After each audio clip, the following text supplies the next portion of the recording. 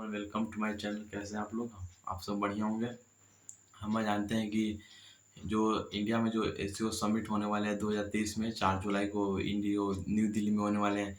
SCO summit जो Shanghai corporation organisation होता है, जिसका मतलब कि पूरे एशिया के जो कंट्री हैं उसके पूरे बीच में मीटिंग होगी। इस मीटिंग में क्या होता है? इस मीटिंग में ये होता है कि जैसे आतंकवाद के विरोध में हमारे जो हर देश खड़े होंगे, हमारी टेक्नोलॉजी कैसी होगी, हमारी जो इकोनॉमिक है उसको ग्रोथ कैसे करनी है, इन सब के बारे में बातचीत होती है। तो सबसे पहले देखते हैं कि ये एससीओ की एक इतिहास क्या है। तो सबसे पहले एससीओ का समिट जो हुआ था वो सेंट पीटर्सबर्ग रसिया में हुआ था 2002 में। 15 जून 2002 को हुआ था। लेकिन संघाई ऐसा हुआ कि क्योंकि एशिया की सबसे बड़ी इकोनॉमी जो चाइना है, तो चाइना में एससीओ इसलिए नाम दिया गया क्योंकि संघाई कॉरपोरेशन ऑर्गेनाइजेशन था। तो संघाई कॉरपोरेशन ऑर्गेनाइजेशन में बहुत सारे कंट्री आते हैं। तो बहुत सारे कंट्री के बीच में अलग अलग पार्ट बांट दिया गया है। जैसे इंडिया है, इंडिया पाकिस्तान एक तरफ है, चाइना है, रसिया रसिया के जो व्लादिमीर पुतिन। तो 9th मेंबर स्टेट्स हैं, 4th ऑब्जर्वर और 9th डायलॉग है। 4 ऑब्जर्वर जैसे कजाकिस्तान ताजिकिस्तान हो जाएंगे, जो आपके रेगिस्तान वाले डेजर्ट वाले जो एरिया होंगे। फिर 9th ऑब्जर्वर में आपको पता होगा मंगोलिया हो गए। फिर आपको इस साइड जो अर्मेनिया अजरबैजान हो जाएंगे, बेलारूस जैसे कंट्री हो जाएंगे। तो अजरबैजान एशियो समिट के बीच में देखते हैं कि आखिर जो एशिया की सबसे बड़ी इकोनॉमिक जो कंट्री है, जैसे जापान इसमें शायद नहीं है, जापान इसमें नहीं है, लेकिन दो, एक इंडिया और एक चाइना, दो कंट्री ऐसे हैं जो इकोनॉमिक के बारे में जो सब अच्छे तरीके से समझते हैं। कि जैसे अभी यूक्रेन का वार चला, तो इसमें यूक्रेन का वार में जैसे देख सकते हैं कि मतलब अभी जो इंडिया में आएंगे व्लादिमीर पुतिन, तो इस पर दुनिया के बहुत सारे जो वर्ल्ड मीडिया है जो कमेंट करेंगे।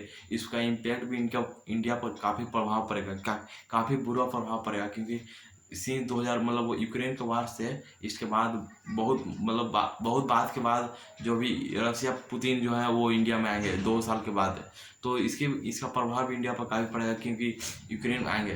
तो फिर चाइना के जो है वो शी जिनपिंग वो भी इंडिया में आएंगे क्योंकि नई दिल्ली में होना है। इससे पहले 2022 में जो चाइना में हुआ था, सबसे लास्ट में सबसे जो लास्ट मेंबर जो हो गया, सबसे लास्ट मेंबर ईरान है। जो ईरान अभी पता हो, ईरान और पाकिस्तान के बीच में तो लड़ाई चल रहा है इसमें।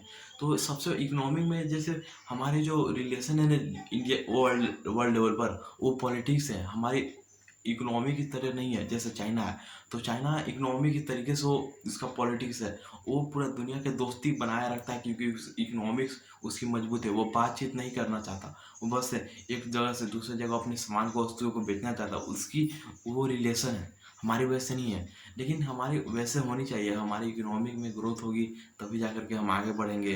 लेकिन हमारे जो पूरे इकोनॉमिक जो है 90% हम पूरी तरह चाइना पर निर्भर करते हैं। फार्मा सेक्टर हर चीज़ हमारा वहाँ से। कई सारे व्यापारी बोलते हैं कि 2000 के बाद भी जो वहाँ के मॉल थे वो 2040 तक भी इंडिया वैसा मॉल बना नहीं सकता है। तो इसमें हमारी रिसर्च एंड टेक्नोलॉजी पर काफ़ी पैसे खर्चने होंगे। फिर हमारे जो बाहर के जो इन्वेस्टमेंट है वो आएंगे, तभी जा करके हमारे जो देश है वो काफ़ी ग्रोथ होगा।